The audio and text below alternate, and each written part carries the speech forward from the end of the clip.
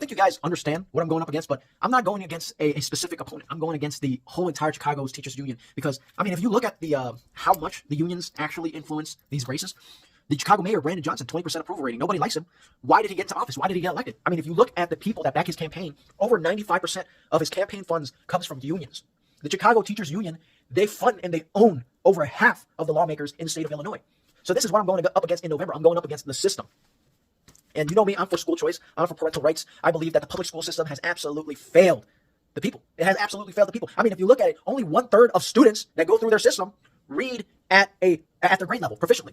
And only 1/4, a quarter of students that go through their education system do math at a proficient level at their grade level. So it's absolutely ridiculous. They're taking all these taxpayer money, these taxpayer dollars, they're putting it in their pockets, and they're putting it in the pockets of the people that they're supporting. They're lobbying for. They're a bunch of lobbyists. It is absolutely crazy what they're doing. I mean, there's a reason why they're saying Chicago is the most corrupt city in America. You know, the politics is entrenched in corruption. It is crazy. But a little bit on my background, both of my grandparents were Vietnamese. They came over here in the 1980s. We were war refugees. And when we came over here, there were some people, some missionaries, some churches that end up helping us, and that is why we became Christian. And so because of our background, communism, and with us being Christian, we became a conservative household. That's why, you know, my uncles, my aunts, parents, grandparents, most people in my family, they support the more conservative candidate or the more conservative party, which is the Republican Party. So with that out of the way, growing up, you know, I wasn't really into politics growing up as a child too much. And, you know, when Bill Clinton was president, I was like a baby. When Bush was president, I was a kid. When Obama was president, I was heading into high school. You know, but I didn't really care too much about politics in high school. I mean, like, everybody around me was a liberal in high school. So I kind of felt like I got some of my liberal, like, viewpoints through that during high school. But I wasn't matured enough. I didn't really have my own, like, thought process. You know, I didn't really have any strong feelings about anything. You know, Trump arrived on the scene, and everybody in college is like, oh, this guy's a big racist, whatever. So I kind of felt that in the beginning. Oh, he's probably a racist then. You know, the media, the news, all my friends were saying this guy's a piece of shit, so he's probably a piece of shit. But as I grew older, and as the days went by in his presidency, and as I got older, I've formulated my own thought process on a lot of issues. You know, being a Christian, I formulated that I am pro-life. And when it comes to men and women's sports, of course, I don't support that. That is absolutely ridiculous. You know, so it goes on and go forth. So I end up actually becoming a Trump supporter around like 2017, 18 or something like that. I supported his campaign. I believe that he was a good president. Fast forward, 2020, COVID hit, and I've seen the tyrannical lockdowns and, you know, the way that they treated people. You know, if you wanted to speak out your opinion on COVID, the way they censored you, the way they tried to dominate you, the way they tried to fire you for not complying to their rules and stuff like that. And I was like, whoa, this is crazy. And then I saw the BLM riots, and at that point it was like, no, this is insane. This is insane. So, and during Biden's presidency, he was such a terrible president. I mean, his first year, I remember the gas prices went through the roof, and, you know, the whole Afghanistan pullout, and, you know, before this, I've never thought about getting into politics, but after seeing Biden's presidency and comparing it to Trump's presidency, this was one of the real reasons why I decided, you know, I was going to run for office. Because, you know, the Democrats, they are destroying this country. I mean, you look at the open borders, you look at the fentanyl crisis, you look at all the wars that are being fought right now. We are on the precipice of entering World War III. And the economy, the cost of living, people are living paycheck to paycheck. The crime, I mean, if you look at it, out of 30 of the most crime-ridden cities in America, 27 of them are ran and controlled by the Democrats. I mean, we're talking about Detroit, we're talking about Baltimore, we're talking about Chicago, we're talking about LA, we're talking about New York City, we're talking about St. Louis, we're talking about Memphis, we're talking about New Orleans, on and so forth. So, you know, and I went to the military for a couple years. So, you know, I'm pro Second Amendment, you know, and to me, you know, the Constitution is the supreme law of the land. We have to protect free speech. We have to protect our Second Amendment rights, you know, and they're saying, oh, you know, people get shot and killed and whatnot. But honestly, there are probably more people who use guns for self-defense. There are probably more lives saved than taken. I mean, you know, there are statistics, it varies, but, you know, some statistics are saying that, you know, hundreds of thousands of cases of people using guns to protect themselves a year. You know, some cases they're saying it's like 1 million or even 2-3 million cases a year. So people use firearms to protect themselves. And I also want to point out that there are more people who get stabbed to death. There are more people that get beaten to death. There are more people that, you know, probably get into car accident deaths than getting shot and killed by an AR-15. So I'm against the AR-15 ban. You know, these AR-15 bans, it does not make, you know, statistically, it doesn't make Chicago safer. It doesn't make Detroit safer. It doesn't make Memphis safer. You know, so it's a load of baloney. You know, I feel like the American citizen, they deserve to have the right to defend themselves. And I mean, if you look at most of these gun deaths in America, it's mostly from black on black crime. I mean, you're talking, and this comes to my other point. You know, they're saying, oh, America's racist. They hate people of color. If they're so racist and if they hate people of color so much, then why are Asian Americans so successful in America? Why are Indians so successful in America? I mean, I'm just saying, man. You know, we're people of color too. You know, and when it comes to black people, I mean, you're saying that you're getting hunted down by cops? You know, and it's true. They do get arrested. They do get incarcerated at a much higher rate than white people and Asian people. But guess what? Black people also commit a much higher rate in terms of crime than white people and Asian people. I mean, you are 13% of the population, but you account for like over half of all the violent crimes in this country. That's the reason why the cops are on your butt. That's why the cops are on your case. You know, it doesn't have anything to do with your skin color per se. If you were a good person, you know, I mean, they wouldn't really have a problem with you, would they? You know, so And also women's sports, they're like, oh, give us equal pay. But the thing is, nobody watches women's sports. You don't bring in the same revenue.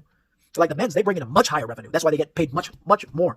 And when it comes to like work, labor, men, there's statistics that say like in terms of like labor death, dying on the job at work, 90-something% of workplace deaths are men. So men, they work much more dangerous jobs. They work much longer hours, and it's not the same work. It's not the same quality of work. They don't work at the same pace. They don't bring in the same quality, the same product. And men and women, we work in different fields. You wouldn't see a woman on the construction site. She wouldn't be able to last. She wouldn't be able to do it. So there's multiple factors on why men get paid more. And there's always going to be natural inequalities in life. Like me, I'm 5'7", 5'8". As a kid, I wanted to be a basketball player. I wanted to be like Michael Jordan, but I can't because I have a disadvantage, a height disadvantage, an athletic disadvantage. There's always going to be inequalities in life. Whether you like it or not. I'm not going to have an equal shot at becoming a basketball player as the other guy that's like 6'5" and super athletic. It is what it is. This is the body that I'm born in. I can't really do anything about it. It is what it is. But am I going to be like, oh, this is discrimination that, we don't have enough Asian people in the NBA?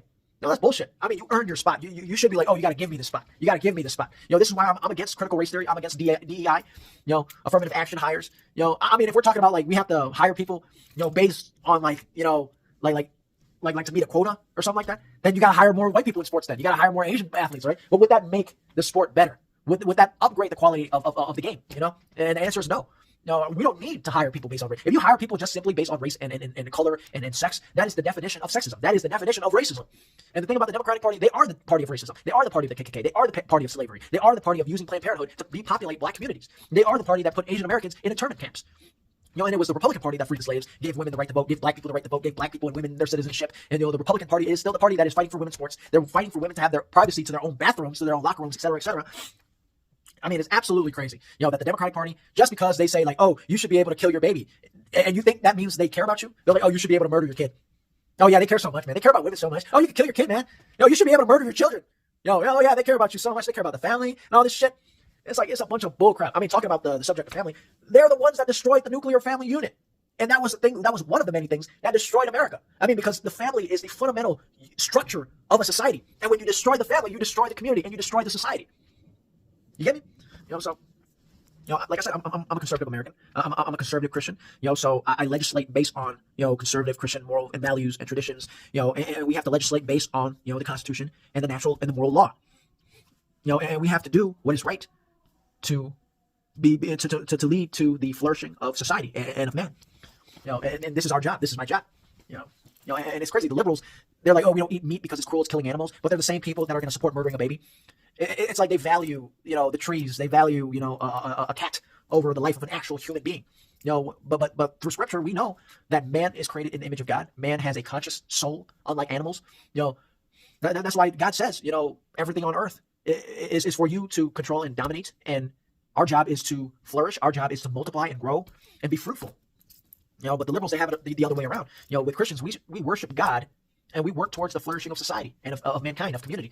For them, is they believe that they don't worship the Creator, they worship the creation, right? And they don't believe that everything on the earth is created for the benefit of mankind, but they feel that they have to serve Mother Nature, that they have to serve the trees, the plants, the animals. But it's actually the other way around. So that is where we are different, right? And in terms of like moral and tradition, we believe that men are men and women are women. So we shouldn't be sexualizing children. We should be leaving that out. There's no such thing as a transgender person. And when it comes to family, we do believe that family is extremely essential, and that women, a man and a woman, should get married. A man should get married with a woman, and a woman should get married with a man, and they should have kids. Marriage is the fundamental part of human life. And the natural law points and leads towards everybody to get married. That's what we have to do, and what we should do in order to ensure that society flourishes. I mean, you look at it as America becomes more atheist, and people become less religious.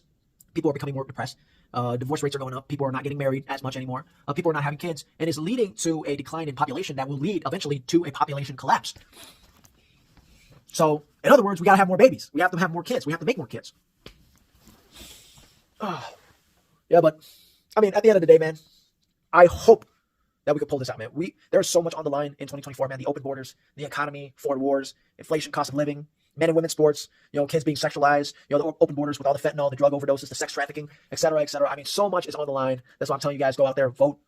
Vote for me for House Rep and vote for President Trump for president. Put that man back in the White House because we need that man back right now.